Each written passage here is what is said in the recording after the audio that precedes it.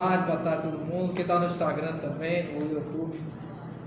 Vamos começar aqui a apresentação do relatório de estágio de Elismar.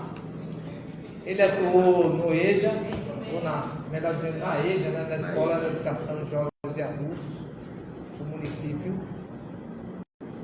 ou melhor, da rede estadual, né? Estadual. Estágio 4, o estágio relacionado ao ensino médio, e acaba que é a rede estadual que cuida realmente do ensino médio. Então vamos à apresentação dele, um aluno trabalhador, dedicado aí aos cursos. Já está um tempinho no curso, mas está aí perto de terminar. Boa apresentação para você. Está funcionando já? Olha aí. Detecção da fonte. Ok.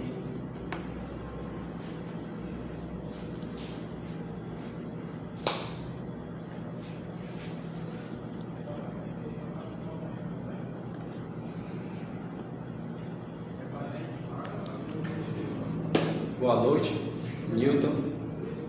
Boa noite. Obrigado, Lobo. Vamos iniciar. Boa noite a todos.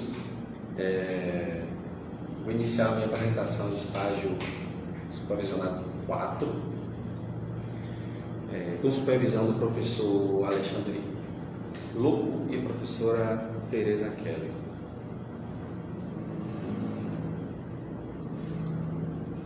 Eu trouxe duas referências sobre o nosso estágio que serve para o primeiro e eu acrescentei para o último estágio. Segundo Pimenta e Lima, o estágio curricular supervisionado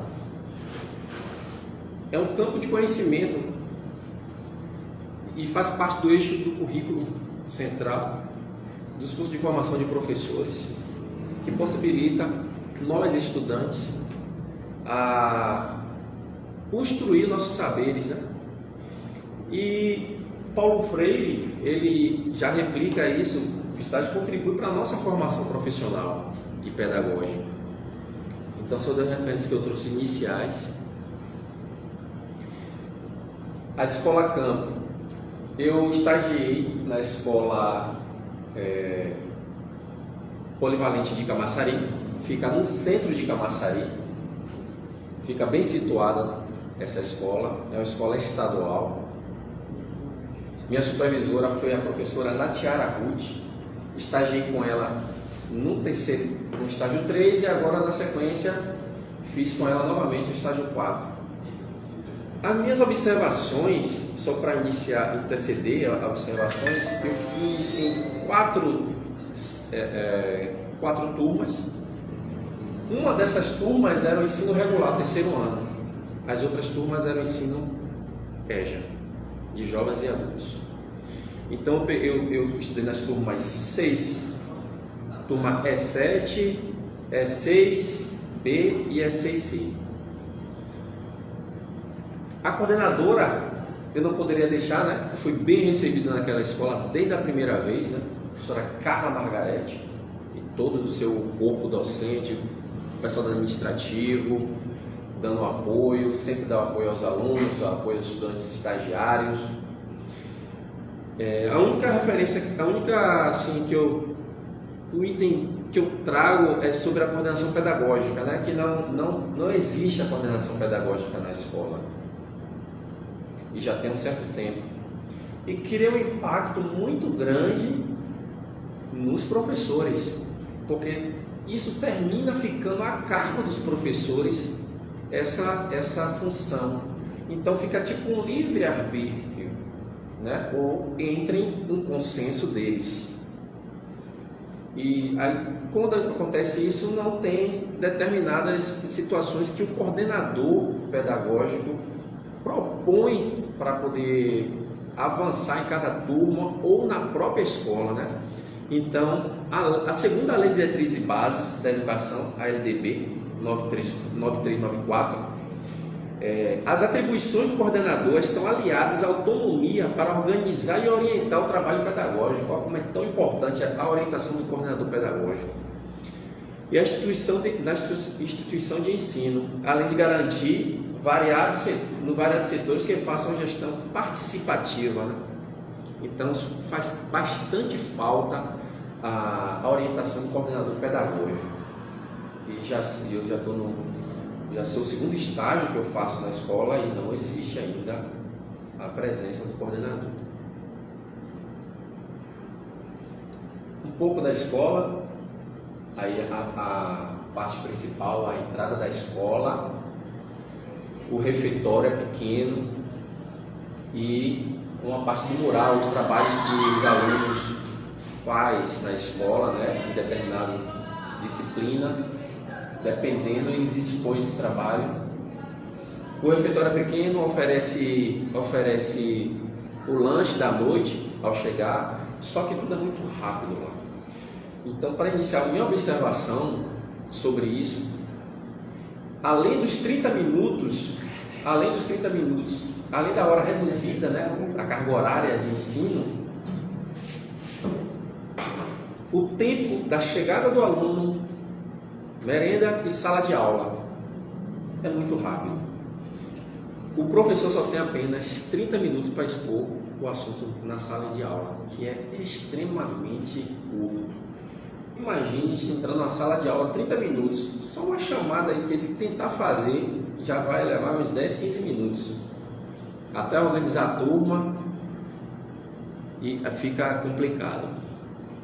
Aí, como eu já avancei na observação, né, justamente isso fazia parte da observação, a relação de aprendizagem.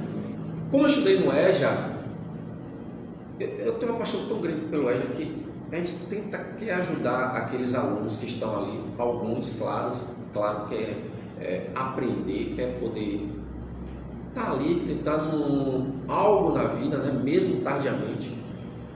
Só que a dificuldade no aprendizado, muito defasado.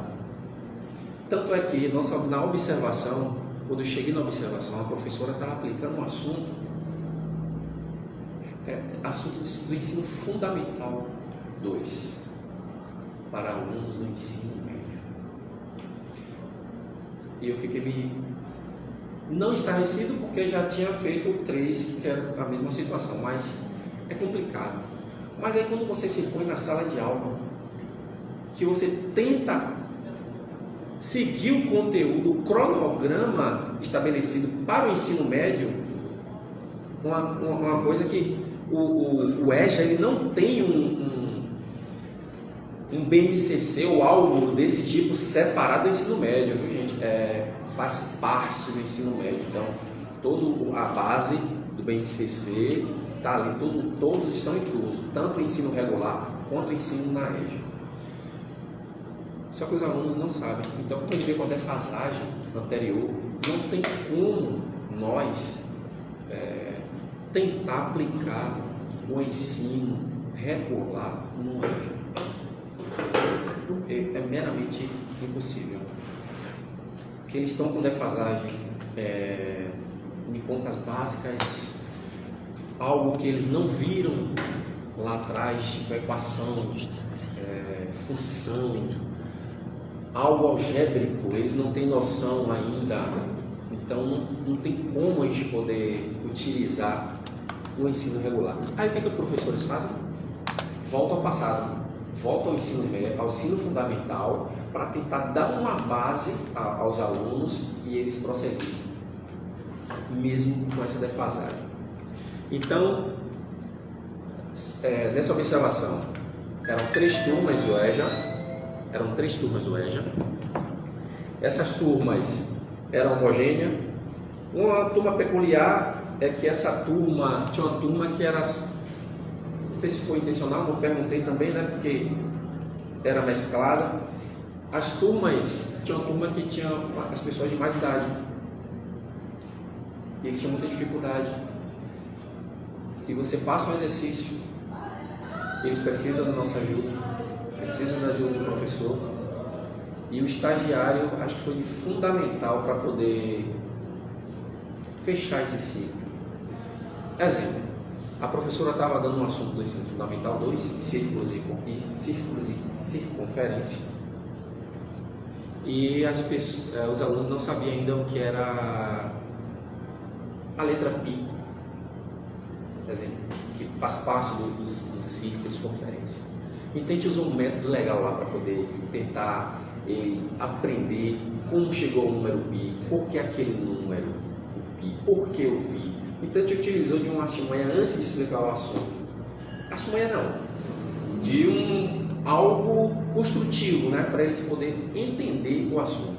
O que é que nós fizemos? Pedimos a eles para trazer régua, quem tinha, quem não tinha, a gente conseguiu na escola, barbante e várias formas circulares. E pedimos para ele medir 5 circunferências das figuras que estavam ali à disposição deles. Eles mediam a circunferência, mediam o diâmetro e aí faziam o cálculo para poder encontrar a letra, a numeração do pi.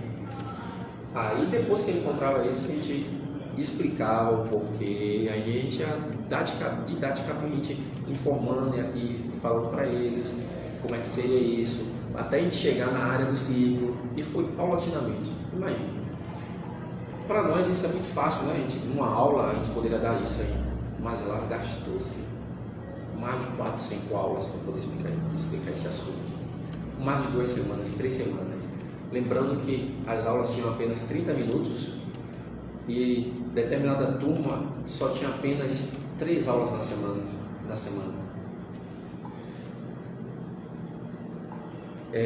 Uma pequena parte dos alunos compreendia a importância do aprendizado do conteúdo, eles não se importavam e demonstravam interesse pela continuidade dos estudos, e outros sim demonstravam interesse pela continuidade dos estudos. Durante a fase de observação e promoveu-se para a regência, o conteúdo aplicado pela professora correspondia ao assunto relacionado ao ensino fundamental, como já foi dito antes, né? Então não tinha como. Tanto é que não utilizava um livro didático oferecido pela rede estadual. Porém, mesmo assim, o livro foi entregue aos alunos, já que é obrigatório, né? Mas não tinha conteúdo relacionado ao ano letivo deles.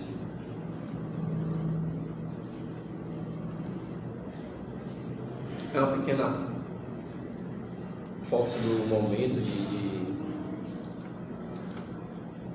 interação com os alunos, de tentar ajudar um pouco a eles, como fazendo as atividades diárias. Tinha muita dificuldade, eles têm muita, aliás. Outros não têm interesse mesmo, então ficam na sala só para concluir o segundo ano, segundo grau, segundo médio.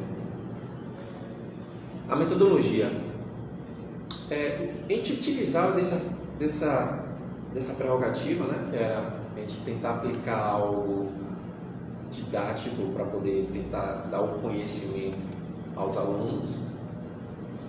Posteriormente a gente aplicava uma atividade, exemplo de resolução de exercícios, aplicava questionários e corrigia a atividade conjuntamente, após eles fazerem. E uma coisa que a gente entrou em acordo comum, né, eu e a professora, a supervisora, a Tiara, é que não tentasse explicar, né, não dizer a resposta antes dele tentar fazer os exercícios, para tentar compreender o exercício. Então não só fazia essa correção no final de toda a explicação de determinado assunto. E para citar essa metodologia, eu trouxe o PCN, uma parte do PCN, que diz que o ponto de partida da atividade matemática não é a definição, mas o problema. No processo de ensino e aprendizagem, conceitos, ideias, métodos matemáticos devem ser abordados mediante a exploração de problemas, ou seja, de situações em que os alunos precisam desenvolver algum tipo de estratégia para resolvê-la. Lembro-me que a professora estava dando o assunto áreas de retângulo, quadrado, e nós utilizamos da função do pedreiro, utilizamos na própria casa deles. Exemplo, está construindo uma casa e quer saber quantos metros de piso vai utilizar, se aquela área era um quadrado, se aquela área era um retângulo, quanto eu gasto de tinta para pintar uma determinada parede, como eu retirar a parte da janela que está ali ou a porta. Então a gente tentava interagir a eles, explicar a eles como identificar se era um quadrado, se era um retângulo. Era difícil, mas a gente conseguia, quem tinha interesse, conseguia fazer essa interação. Eles chegam e já quer de imediato ir embora, não quer ficar. O último horário mesmo a gente é totalmente prejudicado para a gente, os professores, porque, se eu não me engano, o ônibus escolar sai às 21h30. É isso mesmo, 21h30. Mas a gente tinha aula, mas eles queriam ir embora. E a gente não podia tirar a razão deles, porque eu não sou daqui no município, mas não tem ônibus para poder voltar para casa. Se eles perderem o ônibus escolar, vão ficar aí a mercê do tempo. Então eles iam embora. E a gente liberava 10 minutos antes. E aí essa aula, o último horário, ficava totalmente prejudicado. E a gente tentava fazer essa aula, a gente tentava repor essa perda justamente nos horários que eram iniciais. Os horários que eles tinham inicial, o primeiro horário, o segundo horário, a gente tentava dar um gás para poder equacionar essa perda anterior. Aí, falando nisso de perda, já que o tempo era curto, chamada. Como o período foi curto, eu não conhecia todos os alunos, aprendi o nome de alguns.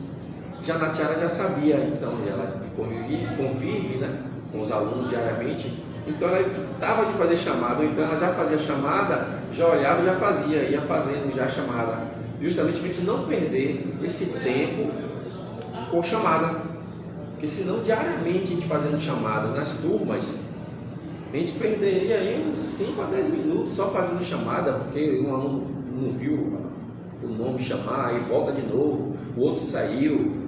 Então era complicado lidar com EJA, principalmente no assunto, né? É complicado porque a gente tenta querer levar o assunto regularmente do ensino médio, mas os alunos não têm condições disso.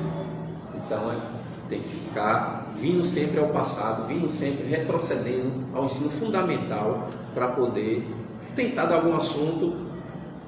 E a vida continua no segundo grau, porque não tem outro método.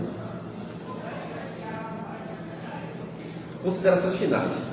O estágio supervisionado proporcionou e desenvolveu o desenvolvimento do perfil docente, né? Relacionar a teoria à prática, conhecer o processo dinâmico de aprendizagem, o amadurecimento dos métodos de verificação de aprendizagem. Então, aquela parte de observação, na realidade a gente já observa, né? O lobo que está aqui, o lobo quando está dando a aula dele, para nós ainda, quem pega a matéria com o lobo, em algum momento a gente se espelha em lobo, a gente se espelha em Gustavo, a gente se espelha em Raidalva. Então, essa parte a gente já traz para nós, né? Algo de algum professor e põe em prática na sala de aula e, consequentemente, nas observações da professora supervisora, que você está ali só observando, você automaticamente tenta se corrigir algo que a professora fez que você acha que não concordou. Então, quando você for na prática, na regência, você tenta corrigir aquele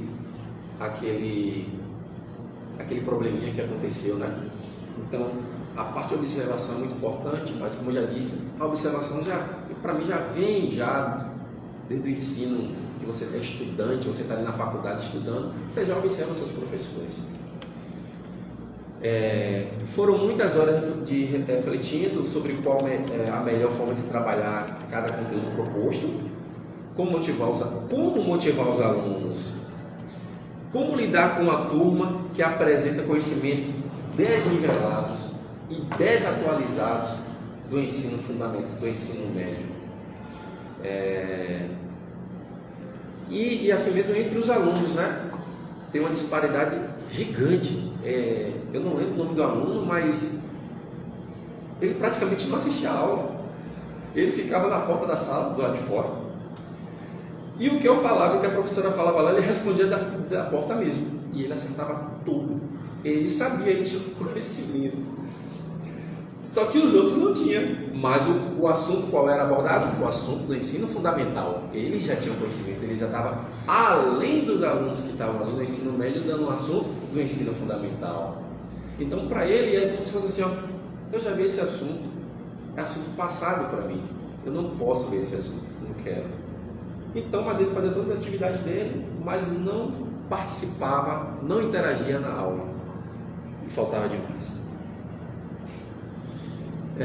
Essas reflexões possibilitaram o aperfeiçoamento da prática docente, a certeza de que cada aluno possui uma forma diferente de aprender. Realmente,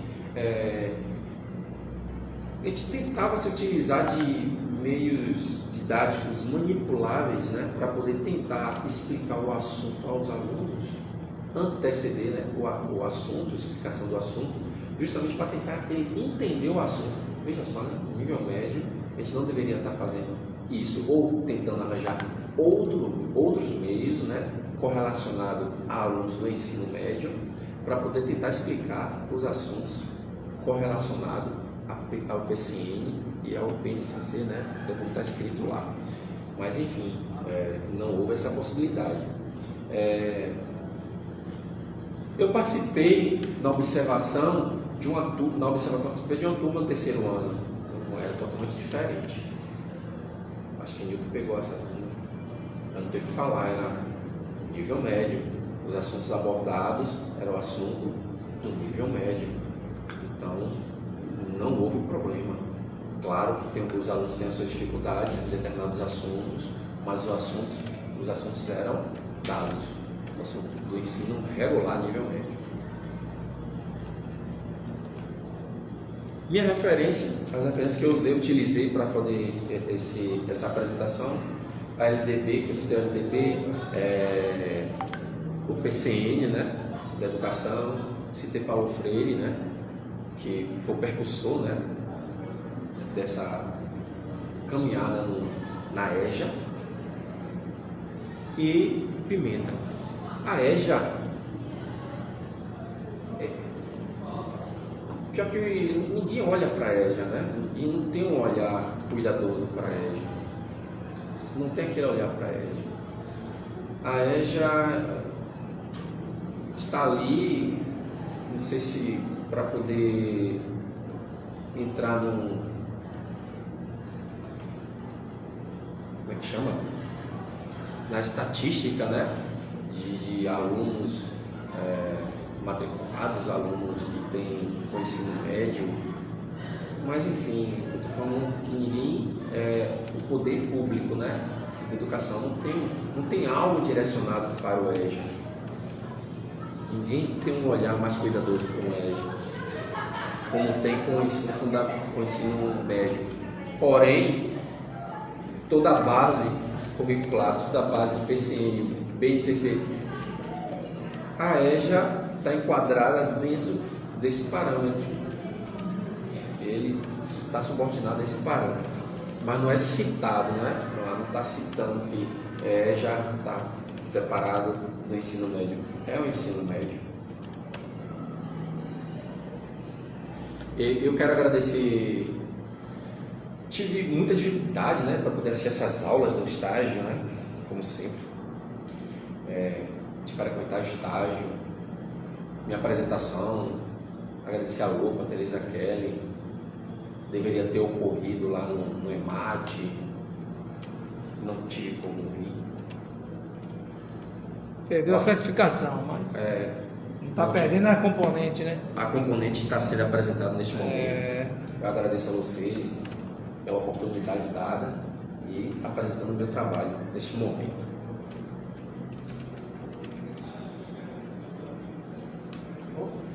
Em relação a salva de palmas, né? Em relação, eu vi aí sua discurso, falou da característica da turma, né? Que realmente tem uma peculiaridade, né? As turmas de EJA. Aí eu fiquei curioso saber se você, nesse trabalho que você fez com os alunos, você conseguiu ver, sei que foi um trabalho curto, você conseguiu ver alguns progressos, você diz, poxa, que diferença está fazendo a EJA na vida dessas pessoas? Elas estão ganhando uma consciência política, conhecendo melhor como é que funciona as línguas, a matemática, isso está levando ela a um amadurecimento intelectual. Se você nesse curto tempo viu o valor que tem a educação de jovens e adultos, apesar de todas as problemáticas sociais que envolvem. Sim. Principalmente a discussão lá no EJA, parece que a gente não tem como a gente discutir algo relacionado extra, né, social, educação, política. É complicado porque o tempo é curto. A gente entra na sala de aula e já tem que dar o start do conteúdo, da disciplina, se tem uma avaliação, se tem uma atividade em sala de aula. Mas uma coisa que sempre na Tiara falava é que essa ajuda do estagiário foi fundamental lá no EJA, Nilton, porque a gente passava os exercícios, por exemplo, o professor a foto mesmo mostrou, né? Na sala de aula tem uns 15 a 20 alunos cada turma do EJA. Então você dá assistência a todos os alunos em 30 minutos. Às vezes você acha meramente impossível, mas com a ajuda do estagiário, que está nesse momento lá, foi de grande valia, porque a professora sozinha é complicado ela dar essa assistência. E muitos alunos que não sabiam o conteúdo, não sabiam a linguagem matemática, eles saíram compreendendo cada ponto da atividade dada. Então, essa ajuda presencial, essa ajuda corpo a corpo com o aluno, foi fundamental assim, para o desenvolvimento de cada um deles. Parabéns então, vamos fechar aqui a gravação.